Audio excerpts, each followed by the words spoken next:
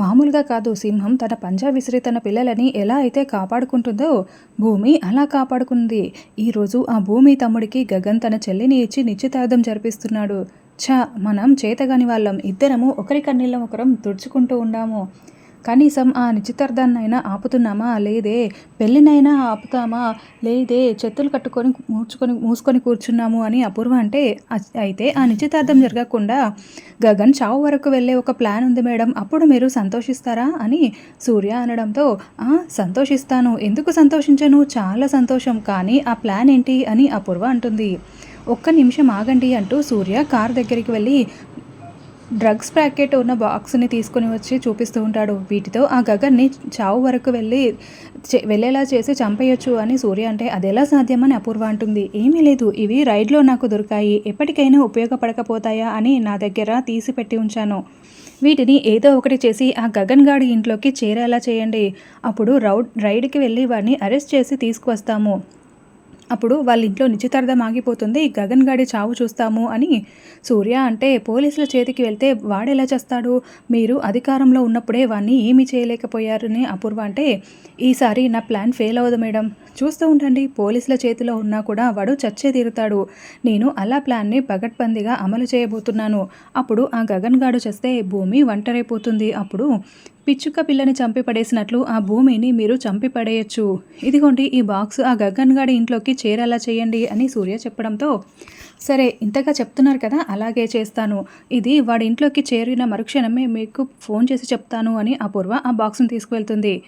భూమి, గగన్ ఈరోజు మీ చావు వెతుక్కుంటూ వస్తుంది అని సూర్య సంతోషపడుతూ ఉంటాడు.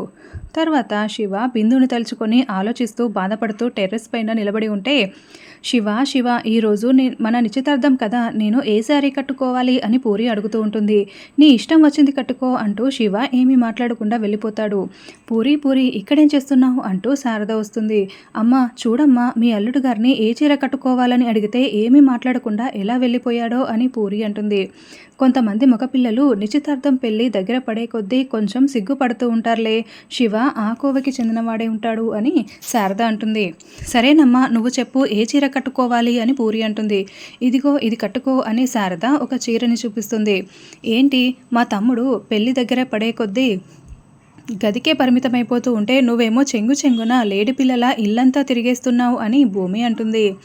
ఎవరో ఒకరి డామినేషన్ ఉండాలి కదా వదిన గారు, అందుకే నేను ఇలా అని పూరి చెప్తుంది. సరిపోయింది, మీ అన్నయ్య ఏమో నన్ను డామినేట్ చేస్తాడు, నువ్వేమో మా తమ్ముని డామినేట్ చేస్తావన్నమాట అని భూమి నవ్వుతూ చెప్తూ ఉంటుంది. పూరి శారద కూడా నవ్వుతూ మాట్లాడుకుంటూ ఉంటారు. వెళ్ళు పూరి, వెళ్ళి రెడీ అవ్వు అని శారద పంపించగానే, అత్తయ్య మీతో మాట్లాడాలి, వచ్చి ఇలా కూర్చోండి. నిశ్చితార్థంలో పూరి తరపున నేను బావ కలిసి తాంబూలాలని అందుకుంటాము, మరి మా తమ్ముడి తరపున అని భూమి అంటే, ఎవరో ఒకరిని ఏర్పాటు చేద్దాము అని శారద అంటుంది.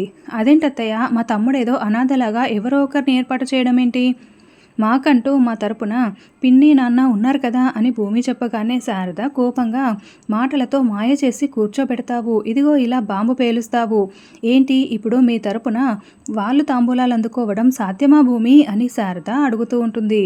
అందుకే కదత్తయ్య నేను మీతో మాట్లాడుతున్నాను, ఏదో ఒకటి చేసి మీ అబ్బాయిని మీరే ఒప్పించాలత్తయ్య అని భూమి అంటుంది.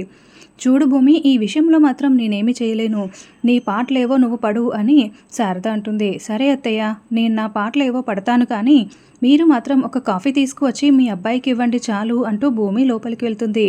గగన్ స్నానం చేసి టవల్ కట్టుకొని డ్యాన్స్ చేసుకుంటూ అద్దం ముందు నిలబడి టవల్ని అటూ ఇటూ తీసేసి డ్యాన్స్ చేస్తూ ఉంటాడు. సరిగ్గా అప్పుడే భూమి రావడంతో ఇక భూమిని చూసి గగన్ గట్టిగా కేకలు పెడుతూ ఉంటే భూమి కళ్ళు మూసుకుంటుంది. గగన్ టవల్ని సర్దుకుంటూ ఉంటాడు. చూసేసావా అని గగన్ అడుగుతూ ఉంటే, అని భూమి అంటుంది. లోపలికి వచ్చే ముందు తలుపు కొట్టి రావాలి కదా అని గగన్ అంటూ ఉంటాడు. ఎప్పుడూ వచ్చే గదే కదా, పర్మిషన్ తీసుకొని రావడం ఎందుకు అని మామూలుగా వచ్చేసాను అని భూమి చెప్తుంది. మీరిలా దర్శనమిస్తారని నేనేమైనా కలగన్నానా అని భూమి అంటే, సరే అటు తిరుగు, నేను రెడీ అవ్వాలి అని గగన్ ప్యాంట్ వేసుకుంటూ ఉంటాడు. మగవారికి పొట్ట కింద పుట్టుమచ్చ ఉంటే కట్టుకున్న భార్య మహా అదృష్టవంతురాలు అవుతుందంటండి అని భూమి చెప్తూ ఉంటే గగన్ చాలా షాకింగ్గా వింటూ ఉంటాడు.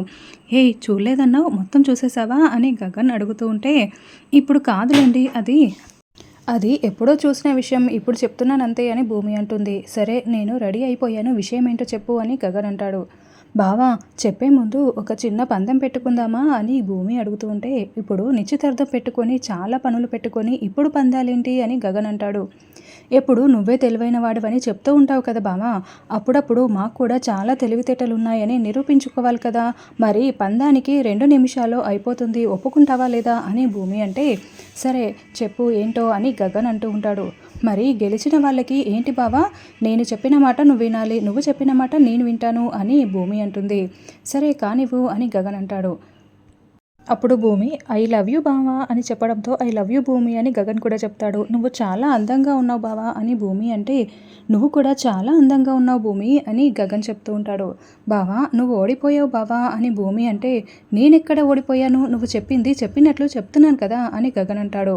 మరి నేను ఓడిపోయానని చెప్తే నేను ఓడిపోయానని మాట్లాడకుండా ఏదేదో మాట్లాడుతున్నావు బావా, అంటే నువ్వు ఓడిపోయావు అని భూమి అంటుంది.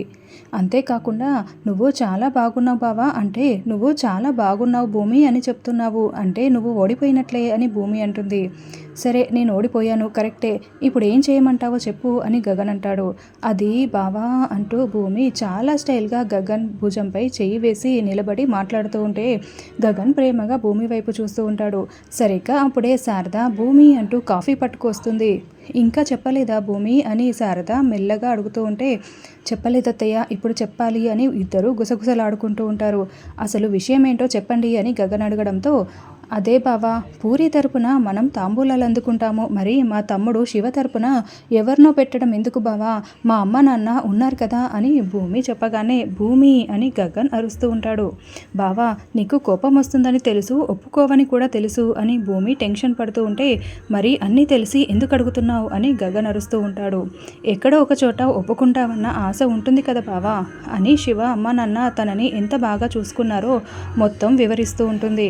అలాంటి శివ అనాథగా ఇలా తాంబూలాలు తీసుకోవడం, ఎవరో చేతనో తీసుకోవడం నాకు ఇష్టం లేదు బావా, ప్లీజ్ బావా ఒప్పుకోండి బావా అని భూమి ఏడుస్తూ ప్రాధేయపడటంతో, అలాగే భూమి కానీ నేను మాత్రం వెళ్ళి వాళ్ళని పిలవను అని గగన్ అంటాడు. నువ్వు అడగనవసరం లేదు బావా, నేను వాళ్ళని ఒప్పిస్తాను అని భూమి చెప్తుంది.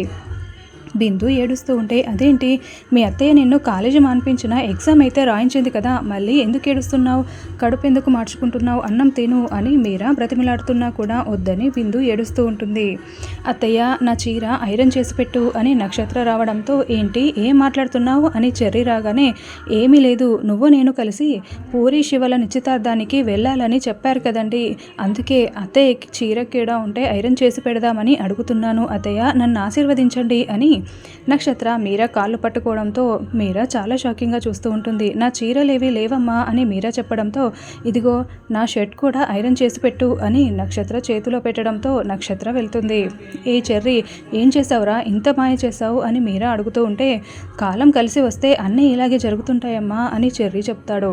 తర్వాత భూమి చాలా సంతోషంగా లోపలికి వస్తూ ఉంటే, అది పని మనిషిగా ఉండేది ఇప్పుడు స్టైల్గా ఎలా వస్తుందో చూడు అని నక్షత్ర భూమిని చూసి కుళ్ళుకుంటూ ఉంటుంది.